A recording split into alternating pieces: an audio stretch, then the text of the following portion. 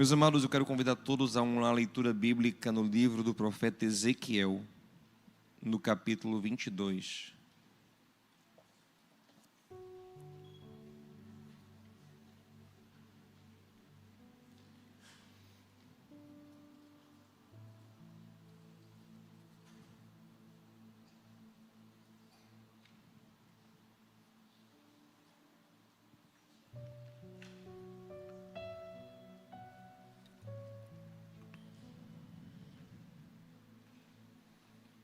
Depois de Jeremias, Isaías, Jeremias, Lamentações, vai estar Ezequiel, antes de Daniel,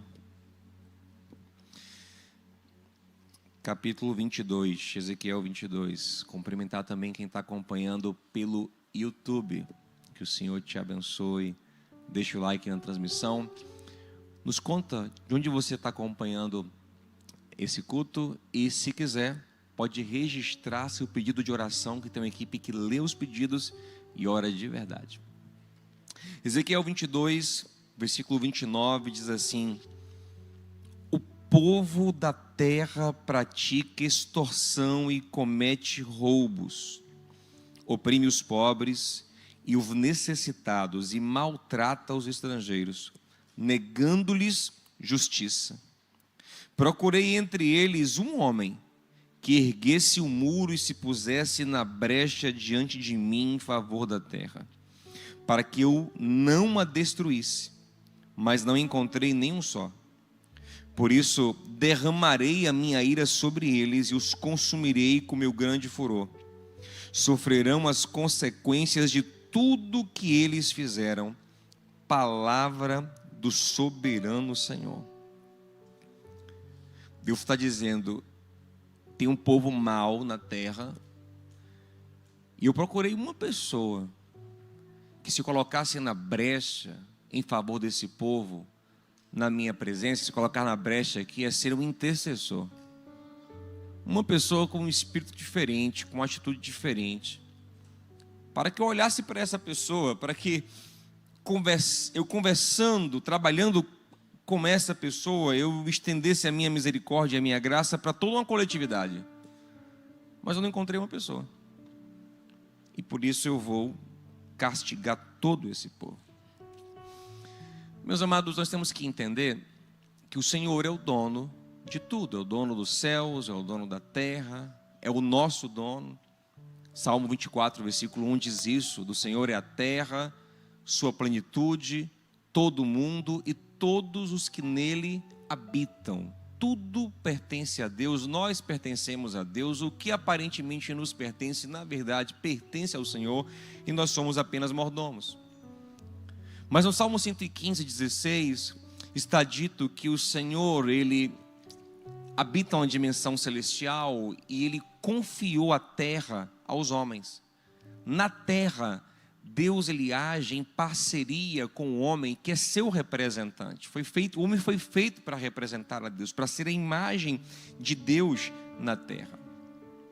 Por isso tem um texto muito legal, que é Amós 3,7, que diz assim, que Deus não faz nada sem antes compartilhar com seus servos, com seus profetas. O que significa isso?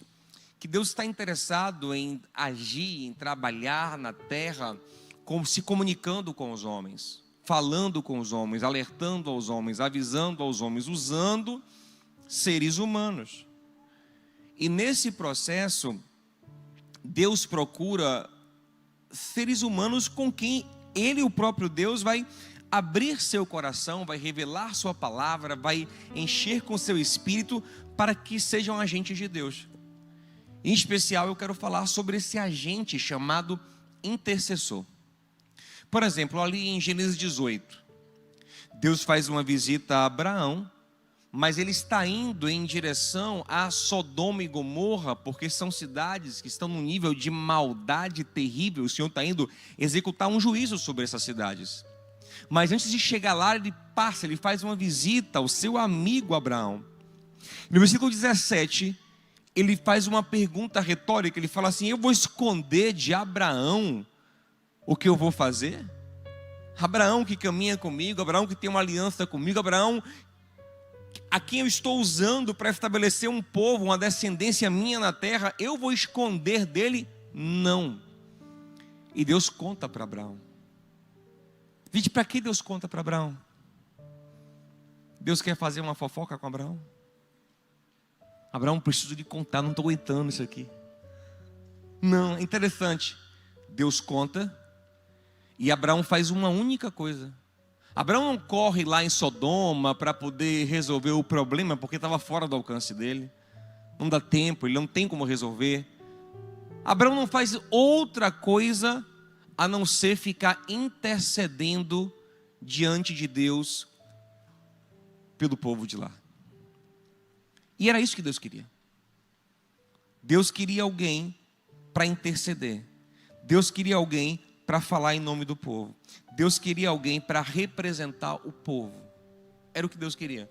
E Abraão intercede. Depois que Abraão acaba de interceder, então Deus vai embora. E aí a gente vai ver daqui a pouco o que acontece por causa dessa intercessão. Mas Deus espera Abraão terminar de falar para ele ir agir. E ouça isso, isso é maravilhoso. Deus continua querendo ouvir os seus servos antes de agir. Tanto que Paulo o tempo todo fica pedindo oração aos irmãos. Você acha que é retórica e está ali brincando? Não, está falando sério.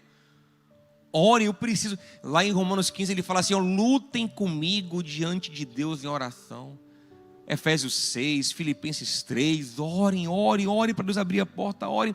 Em 1 Timóteo 2, ele fala para nós orarmos pelas autoridades, pelos governantes. Ou seja, se nós orarmos, Deus mexe em tudo. Deus quer ouvir o seu povo antes de agir. Deus procura alguém na brecha antes de... Olha que coisa maravilhosa, que privilégio. Ele nos estabeleceu como sacerdotes. 1 Pedro 2,9, nós somos sacerdotes do Senhor. Na terra, em Cristo, todos nós somos sacerdotes dele. Foi aberto o caminho para que nós nos acheguemos a ele em Cristo Jesus, para conversar com ele, para interceder. Isso é maravilhoso.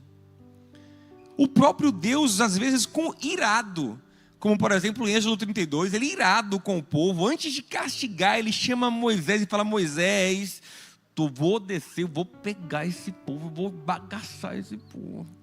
Para quem está fazendo isso? Ele quer que Moisés fale.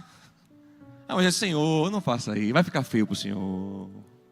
Não faça isso com o teu povo. Aí eu falo assim: eu vou pegar esse teu povo. Moisés diz: não, o teu. Parece pai e mãe brigando, é o teu filho, Mas Deus de propósito faz isso. Ele está irado, mas ele quer ouvir Moisés. Ele quer que Moisés ore. Ouça isso, Deus quer você orando. Isso vai influenciar a ação de Deus na sua casa, na sua família, os seus filhos, seus pais, ao Brasil, a Salvador, essa igreja, a minha vida, do seu amigo, por quem você orar, Deus quer te ouvir, meu amado. Você acredita nisso? Lógico que quanto maior é o nosso papel de influência na vida de alguém, maior também é nosso papel de intercessão. Por exemplo, o de Moisés era tão grande naquele povo ali, que lá em Êxodo 17, uma vez ele subiu, ele disse: Josué, você vai guerrear aqui embaixo, e eu vou ficar lá guerreando lá em cima. Ó, você guerreia aqui na espada, e sabe como eu guerreio? Na oração lá em cima. Amém. Diga assim: meu irmão, na oração a gente guerreia também. E vou dizer uma coisa: sabe o que determinava a vitória do povo? Não era Josué na espada, era Moisés na oração. Josué estava lutando igualzinho aqui na espada com o exército, ó. Mas ele perder ou ganhar era se Moisés estivesse com a mão levantada ou caída. Se a mão de Moisés estivesse para cima, o texto diz que o povo avançava, Israel avançava e vencia. Mas quando ele cansava e descia a mão, o povo começava a perder. A oração pesava mais que a espada. O intercessor pesava mais do que a habilidade para ganhar a guerra. E aí o texto fala que Moisés também cansava, né? Aí já não, ele cansava porque ele era velho. Não é porque é velho, não, gente, é porque é uma batalha mesmo. Orar é um desgaste. Gente, orar não é fácil, não. Sabe por que você não ora? Porque você não aguenta orar. Você começa a orar, é uma batalha mental, emocional, espiritual. Aí você não ora. TikTok você fica ali 1 hora, 2 horas. Instagram, vendo besteira, você fica. Mas orar, você dá 3 minutos de oração, você está já zonza. Assim. Porque orar é uma batalha, orar não é fácil. Às vezes você conecta, o Espírito te toma, né? E você flui. Mas orar não é fácil não, e Moisés está ali orando. Tanto que os caras que seguram a mão dele, os caras que seguram a mão dele são mais velhos do que ele. Não é porque é de velhice não, que ele cansava não, porque é uma batalha mesmo. Arão é irmão mais velho dele. U é marido de Miriam, que é mais velha que Arão. Então são 2 caras mais velhos do que ele que seguram a mão dele. Não era velhice que pesava não. O que pesava é de fato porque orar, interceder, clamar pela vida de alguém, é você se colocar num lugar de desgaste emocional, físico e espiritual. Uma oração de verdade, onde você clama, você se envolve, meu amigo. Algo profundo, como deve ser, não é fácil. Samuel, quando ele passou a liderança para Saul, primeiro rei de Israel, ele fala em 1 Samuel 12, 23, longe de mim que eu peque contra o Senhor, deixando de orar por vocês. Eu sei que é tão importante a minha oração por vocês, que se eu parar, eu estou pecando. Eu vou dizer uma coisa, você que tem que orar por alguém, se você não ora, você está pecando. Às vezes só tem você de crente na família, você não ora. Quem tinha que orar é você lá. Você é um líder, não ora. Você é um marido, não ora. Você é um pai, não ora pelo seu filho. Você é uma mãe, não ora. Você é o dono da empresa e não ora pelo seu filho. Você não ora, você não clama, você não cobre. Olha o que está lá em Atos capítulo 6. Olha como isso é sério. Em Atos 6 tem um primeiro problema da igreja, porque ao contrário do que alguns pensam, a igreja nunca foi perfeita. Não, bom era a igreja de Atos, que era perfeita. Aonde você viu isso, viu? Igreja preconceituosa, xenofóbica. Igreja era tão complicada que no mercado solidário da igreja de Atos, no início, se a mulher fosse grega, não recebia. A viúva grega, os irmãos judeus, não dava comida para ela. Aí estava uma briga porque dessa xenofobia. Aí se queixaram os apóstolos, falaram assim, não, a gente vai levantar homens capacitados para gerenciar a distribuição dos alimentos, que é uma importante tarefa. Aí levantou 7 diáconos, e sabe por que eles dizem que eles não vão fazer? Eles falam assim, Atos 6,34, eles falam assim, porque a gente não pode deixar de meditar na palavra e de orar, a gente precisa de tempo. Na posição que eles estavam, eles tinham que ter tempo, horas, muito tempo dedicado à oração. Nada podia tirar eles desse lugar de oração, porque eles precisavam orar por tudo que estava acontecendo, por todo aquele povo, por tudo aquilo que estava acontecendo. Então, quanto maior é a sua responsabilidade, mais você tem que orar. Quanto mais gente você tem sob sua supervisão, você tem pessoas que Deus está confiando no seu caminho, você tem um ministério que você está liderando, você tem um casamento, você tem filho, você tem um pai que você está evangelizando, mais você tem uma responsabilidade de orar, amém, gente? Você tem que dar um jeito, você para outra coisa, você deixa outra coisa, você larga outra coisa. Não, mas você trabalhe menos e ore mais. Faça um curso a menos, pegue uma matéria a menos, pegue um cliente a menos, acorde mais cedo. Também não é para orar, tá bom, vou dormir mais tarde, tá? Aquela oração que você faz, é um zumbi, Senhor. Você está tão desgastado por orar, você dá o pior para Deus. Você começa a abençoar Satanás e repreender. A bênção Senhor, abençoa Satanás, repreende a bênção. Você começa, você nem sabe nem o que você está orando mais. Né? Tem que dar o pior da força, o pior da energia, o pior. Não, meu amado.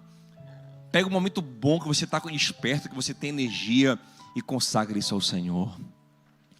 Como é o melhor momento do dia? É 10 da manhã, é 11 da manhã. Eu vou pegar esse momento da minha agenda aqui, 10 da manhã, que eu estou bem. O meu melhor momento vai ser o momento que eu vou orar, porque é a coisa mais importante da minha vida. É disso que depende tudo. É de uma mão levantada que a minha guerra depende. É de uma mão levantada que a minha vitória depende. Aleluia, eu sinto o Senhor falando conosco aqui, meus amados. Pergunta ao seu irmão assim, a sua mão está levantada, meu irmão? Sua filha está crescendo, seu filho está crescendo, e você não ora por eles. Você não ora, fica com pena. É adolescente, é jovem, que você vê o pai e a mãe bestalhado, não ora. Aí bota no inglês, bota lá que Deus, o melhor curso de tudo. É bênção, passa isso mesmo, leva para Disney, bênção, mas não ora para o seu filho. O principal, quer interceder pela vida dele, interceder pela vida dela, clamar, levantar as mãos, você não faz. Esse irmão está falando aqui, ó, peca. Quero pegar agora você, marido, que não ora pela sua esposa. E, graças a Deus que a gente tem hoje mais mulher de Deus do que homem de Deus. Graças a Deus não, isso não sei se é bom ou se é ruim. Mas tem uma mulher que ora, amém, gente? Graças a Deus que ainda tem uma mulher que ora. Mas é uns homens banana que não ora. Que Deus levante em nosso meio homem de oração, amém, gente? Homens que oram, que ficam sendo carregados espiritualmente pelas esposas. Lá em Gênesis capítulo 25 diz que Rebeca era estéril. Sabe o que aconteceu? Sabe como Deus abriu a madre de Rebeca? O texto fala que Isaac orou incessantemente por sua esposa.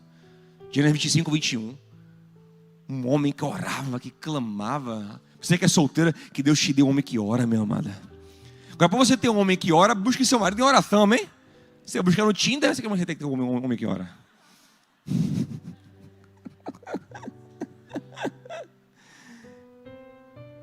Pastor, mas como é que é esse negócio? Eu vou ficar só orando pelos outros, e eu? Se a sua vida fosse só abençoar os outros, ela já valia a pena. Mas vou lhe contar uma coisa. Quando você se tornar um intercessor, Deus vai derramar graça sobre a sua vida. Por exemplo, Abraão, o que Deus fala em Abraão, Gênesis 12? Venha, através de você, eu abençoarei todas as famílias da terra. Mas o Senhor fala para ele, eu te abençoarei também. Porque a gente só dá quem recebe, amém? Para chegar nos outros, passe em você primeiro, viu? É igual Jó. Jó, ele fica ali, o livro todo dele, reclamando. Luta, eu entendo, bichão. Se fosse eu ficaria até pior. A gente fala assim, mas é porque não é a gente, né?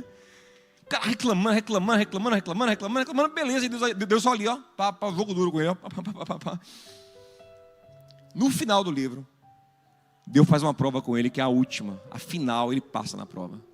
Deus traz os amigos dele, que estavam melhores do que ele. Porque se para ser amigo do cara mais rico do Oriente Médio na época, fosse hoje ter um sheik bilionário. Nem para ser amigo de um sheik bilionário, você tem que ser no mínimo milionário. Então vem os caras milionários, saudáveis, pedindo para Jó interceder por eles.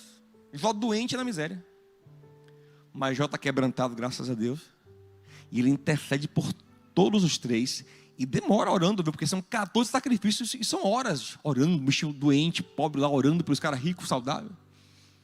Só que o texto fala, em Jó 42:10, que enquanto Jó orava pelos seus amigos, Deus mudava a sorte de Jó. Enquanto Jó derramava a graça, caía a graça sobre ele. O que Deus não fez enquanto ele reclamava, Deus fez enquanto ele abençoava outras pessoas. Deus vai abençoar a sua vida quando você virar um intercessor, uma intercessora de alguém, meu amado. Comece e proponha a fazer isso. Deus vai derramar graça sobre a sua vida. Só que alguém pode pensar assim, mas pastor, quem sou eu para orar, pastor? Meu Deus, é que Deus vai querer me ouvir? Eu sei, eu penso isso todos os dias. Quem sou eu na fila do pão? Eu acho engraçado, né? Que lá em Jeremias capítulo 15, né?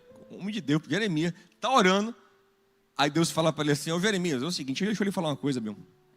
Você está pedindo muito esse negócio aí, mas vou lhe falar uma coisa. Isso está pedindo aí. Nem se fosse Moisés e Samuel juntos aqui, me pedindo, eu não fazia. Tipo assim, ó, quanto mais você. Os caras estão no nível mais alto que você. Aí eu penso, rapaz, Moisés e Samuel, beleza. Jeremias, Deus disse que não vai. E Diogo? Se Jeremias, Deus disse não, porque Moisés e Samuel são melhores, quem sou eu? Mas sabe qual é a bênção da nova aliança? Por isso que o livro de Hebreus fala sobre a nova aliança, que é superior à antiga. É que na nova aliança, eles estavam lá confiando muito na dignidade deles, né? Mas agora na antiga aliança, né? Na nova aliança, nós não oramos em nosso próprio nome.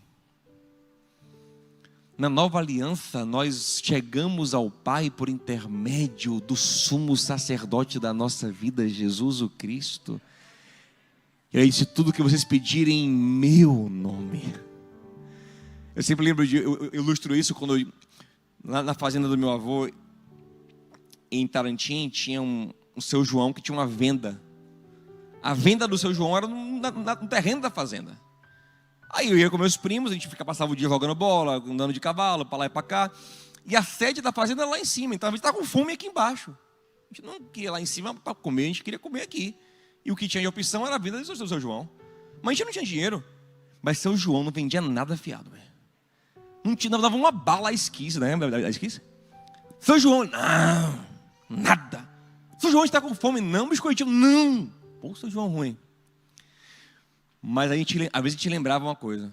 A gente subia, falava: ô minha avó, dá um bilhetinho para o seu João. Rapaz, quando ela pegava o bilhetinho assim, ó, vale um lanche, que a gente dava, o seu João dava tudo que a gente queria. Por quê? Porque não era aquele menino remelento que ele sabia se apagar ou não, que se assumiu ou não, né? O que estava pedindo. Agora era o bilhetinho da minha avó, que tinha toda a credibilidade com ele. Então a gente ia pedir em nome dela. Deixa eu te falar uma coisa. O Senhor te chama para falar com o Pai em nome dEle. Ele tem todo o crédito que você imaginar. Então, se você realmente crê em Cristo, entender que você não tem mérito, que você é um pecador, uma pecadora, mas que você olhar para a cruz e falar: Ele morreu no meu lugar.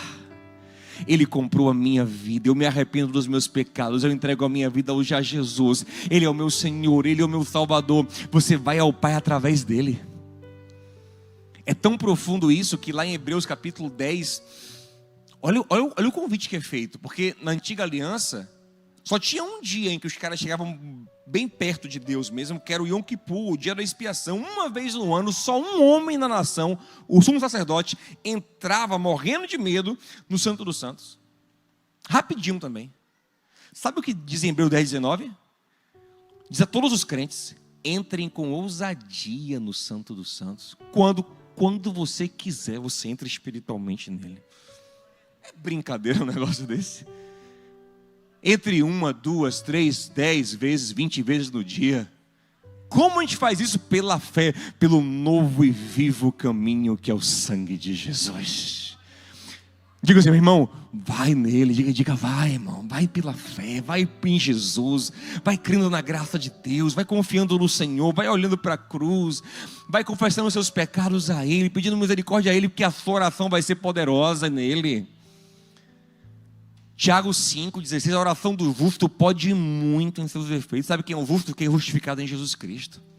Quem está cheio do Espírito Santo, amém, gente? Ah, meus irmãos, se nós entendermos a bênção que Deus nos deu, o poder da oração, a porta que o Senhor abriu, nós vamos aproveitá-la muito mais. Nós vamos ir com tudo para isso. Agora, para a gente ir para o encerramento, sabe qual é o grande segredo, meus amados? É você também não fazer isso de maneira mecânica, mas colocar o seu coração. No Salmo 51, Davi está orando, e pela própria vida dele ali. Ele fala: Senhor, eu sei que o segredo aqui não é dar sacrifícios. O que eu estou colocando aqui nessa oração, que eu sei que o Senhor não rejeita, é um coração quebrantado e contrito. Jeremias 29:13, buscar-me-eis e me achareis quando me buscardes de... Só que nós temos uma maldição nesse tempo. A maldição da atenção dividida e roubada. Temos uma geração, gente. Rapaz, vocês viram agora que o YouTube... Estou falando isso direto, estou prestando com isso. O YouTube agora tem até 4x de velocidade para a pessoa ouvir. Se tem, porque alguém está usando. Pense no quanto que está acelerada a mente das pessoas, gente. A pessoa não consegue colocar a mente em nada, fica e sai em nada. Sabe que o menino agora, para poder assistir um negócio, ele fica ouvindo um negócio com outro vídeo maluco ao mesmo tempo? Alguém desenhando alguma coisa? Já viram isso? Eles só aprendem assim se tiver um monte de coisa ao mesmo tempo. A mente bugou. Então a gente não está conseguindo mais parar e derramar coração. Você falar, irmão, faça terapia, eu não sei, lute, se isole, fique sem celular, quebre o seu celular, não quebre não, mas tipo assim, fica um dia sem celular, vá para um campo, vá para o mato, mas você precisa aprender a se reconectar consigo mesmo. Até para poder conectar, pegar o coração e dar a Deus. Você tem que ter um coração, né? Não um fragmento de coração. Tem que aprender a parar, meu amado, e ficar ali derramando o nosso coração diante dele. Porque é isso que ele quer. Não é sobre orar certinho, até porque a gente não sabe orar como convém. Romanos 8:26. Por não sabermos orar como convém, o Espírito Santo intercede por nós. Mas é sobre colocar o coração. Por exemplo, Abraão, gente. Olha a intercessão de Abraão. Olha que engraçado como Abraão intercede, né? Ele não sabe muito bem o que falar. Ele fala assim, Senhor, vem cá, o Senhor vai destruir Sodoma, é? Qual a preocupação dele? Ló. Ló é o sobrinho dele que ele ama, que ele tirou da casa, das terras do pai dele, né? Que era avô de Ló. Ele tirou Ló. Aí depois separaram, Ló foi para Sodoma e Abraão foi para as terras de Canaã. Abraão preocupado com Ló, Abraão fica assim, Senhor, vem cá, Senhor, me diga uma coisa, Senhor. Vem cá, mas se tiver uns justos lá, o Senhor vai destruir o justo com o ímpio? Não, o Senhor não faz isso, né? Se o Senhor tiver 50 justos, aí Deus tiver 50, eu poupo todo mundo. Aí Deus vai pensar que tem 50 mesmo, é 50. Abraão pensa, será que tem 50 mesmo? Se eu tiver 40, eu também não destruo não, Abraão, poupo todo mundo. Abraão vai ser 40, pô, será que tem 40? Se o Senhor tiver 30, o Senhor tiver 30, Abraão, poupo todo mundo. Abraão, será que tem 30? Hoje eu não satei não. Não pega paciência comigo não. Tiver só 20. Aí Deus, tiver 20, Abraão, eu poupo todo mundo. Aí Senhor, só mais uma vez eu vou falar. Acho que ele pensou, né? Deve ter Ló casou, que eu soube. Ló casou, deve ter as filhas, deve ter umas. Não, deve ter uns 10. Senhor, tiver 10. Ele fala, Abraão, tiver 10 justos, eu poupo todo mundo por causa dos 10. Abraão te cansou, 10 tem, não é possível. 10 tem. Daqui a uns dias vem a notícia, meu irmão, caiu fogo do céu, destruiu Sodoma. Imagina que Abraão pensou, eita, não tinha nem 10. Ou era para ter baixado o mar, botado 5, rapaz. Mas eu vou lhe falar uma coisa. O que preocupava ele? Ló. O que Deus fez? Deus pegou Ló e tirou. Abraão nem soube interceder certo, mas não era sobre isso. Deus conhecia o coração dele. E Deus agiu por meio da intercessão de Abraão. Irmão, não é sobre interceder certo, é sobre se colocar na brecha.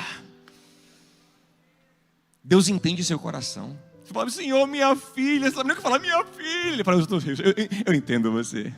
Eu vou tratar, eu vou trabalhar. Senhor, meu casamento, eu entendo. Agora vá para ele, você nem vai também. Você quer que o GPT ore por você? GPT, ora por mim aí, GPT. Aí fica difícil. Vai a ele e ora e se derrama. 1 Pedro 5:6, lançando sobre ele toda a vossa ansiedade, porque ele tem cuidado de vós. Moisés, a mesma coisa. Moisés, ele Senhor, eu vou pegar esse povo, vou matar, não sei o que. Moisés, Senhor, se o Senhor fizer isso, risque meu nome também. Ele não está nem falando as coisas certas, mas o que ele está dizendo, Senhor, eu amo esse povo. Eu amo, e o Senhor entende. O coração derramado. Esse é o segredo de Jesus, porque por isso que ele é o intercessor perfeito. Por isso que ele está na brecha por nós. Porque ele se identificou conosco. Ele nos amou. Ele tomou a nossa dor, ele sentiu a nossa angústia e tomou o nosso lugar. É sobre isso, é sobre se colocar ali com amor e clamar e se envolver e se colocar no lugar certo. E eu não sei, meu amado, quanto a você hoje, mas Deus está me chamando para interceder mais. E eu creio que Ele está fazendo isso com você também. Ele não te trouxe aqui hoje em vão. Ele está lhe dizendo, quem sabe o que está faltando é você na brecha para eu fazer uma obra. O que está faltando é você orando. O que está faltando é você clamando. Eu procurei você na brecha, não tenho achado. Eu procurei você orando e não tenho achado. Você quer tanto ver isso acontecer, mas você não ora. Sabe por que você não ora? Porque você não está confiando, você não está crendo. Porque quem crê de verdade ora, se derrama, clama. Se o Senhor procurar alguém na brecha hoje, será que Ele pode encontrar você? Vamos ficar em pé em nome de Jesus, vamos orar juntos.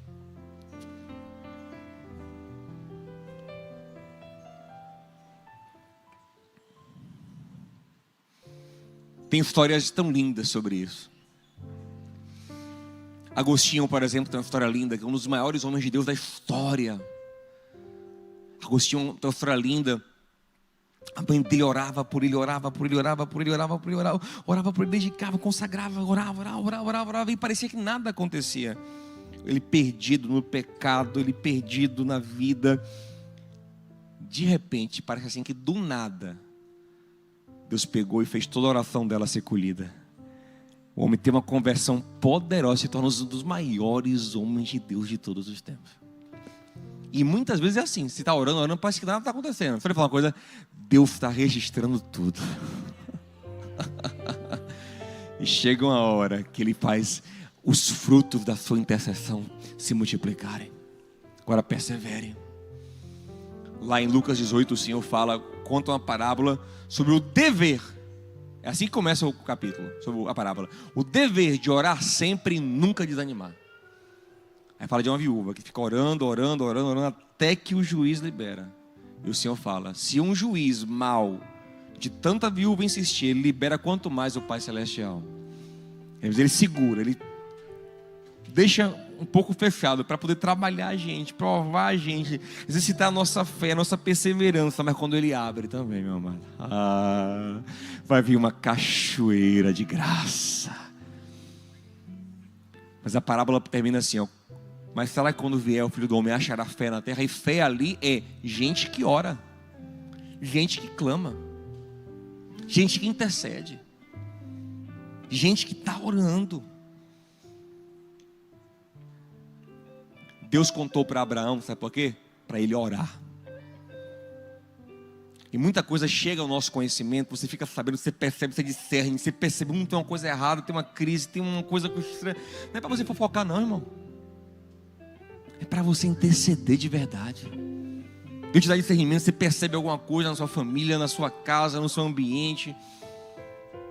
Porque Deus quer te usar, Deus quer derramar graça sobre a sua vida, amém? E transformar situações para a glória dEle.